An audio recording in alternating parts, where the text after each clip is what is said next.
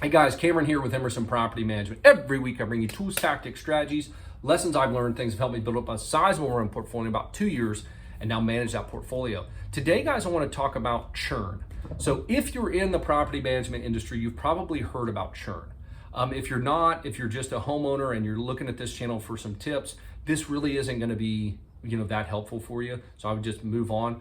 I'm going to be talking about losing clients and what happens when you lose clients. So if you're interviewing a property manager or you're looking at us and maybe we pointed you to this video, I would stick around. This will be helpful. It'll be a few minutes. It's not going to be very long, but I think this will be an interesting statistic for you. If you guys are a long-time listener and you find value in this, please like, subscribe. We really appreciate it. If not, give us a comment, give us some feedback. We love that as well. So what is churn? Now, churn is basically, this is a term you hear all over in the property management world. It is basically losing clients. So they say churn. You bring a door in and you bring a door out. So let's just say in January, you bring on one door as a property manager, or you're an owner and you give your property to a property manager. And then you're like, gosh, this guy sucks. This company sucks. I'm canceling my property management agreement. I'm taking my property back. So you have one door that you brought in and one door that you lost. So your net, as an owner, you just move that to another property manager, maybe you take it on. But as a property manager, that means I've lost 100% of the doors I brought in that month. If I only brought in one, I lost one. My churn's 100%.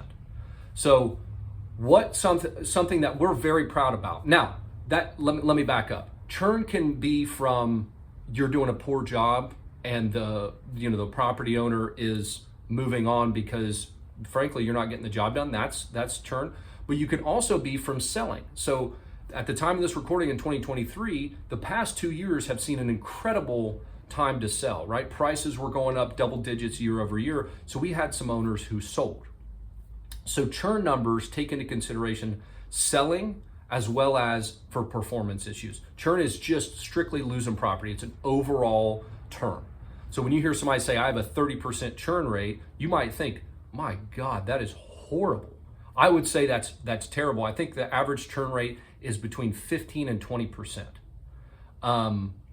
We have a less than 10% churn rate, and that includes sales. Now, we're not a 1,000 unit door company. At the time of this recording, about 120 to 150 doors. And we take pride in what we do. We have only lost one owner, and that owner was in California. We leased her house, had a tenant in for a year, maybe two. I think it was 2, maybe 3. She was relocated for work and came back and wanted to move back into her house. So she, quote unquote, fired us.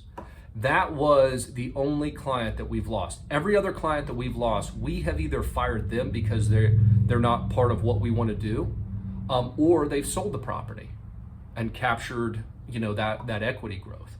So there are owners that we bring on that don't want to fix things. They don't want to do the necessary upgrades, give the approvals, and we'll give them a 30-day notice and we'll move on. So we've tightened up our screening process a little bit. So if you're watching this to see if we're a good fit, there's going to be some questions we ask you in the beginning to see if we are a good fit, because this is a two-way interview. If you're interviewing us, we want to work with people that want to work with us, and you want to work with people that you want to work with, right? I mean, this should be a two-way relationship, and only if we're both 100% happy should we do business together. We don't have to have anybody's business, and you don't have to have us manage it. You could manage it yourself, right? So I hope that was helpful. If you guys are interviewing property managers, churn is a big thing. I do know there were companies that had 30, 40, 50% churn rate, and that was bad churn. It was not good churn, it was bad churn.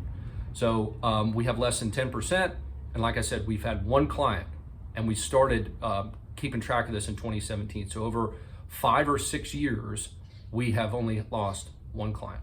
Everybody else we've either fired because they were a bad client, or they sold because they had amazing appreciation. So I hope that was helpful. If it was, let me know. If it wasn't, let me know. If you guys are interviewing property manager companies, I think this would be something to definitely take into consideration. I appreciate y'all tuning in, and we'll see you next week.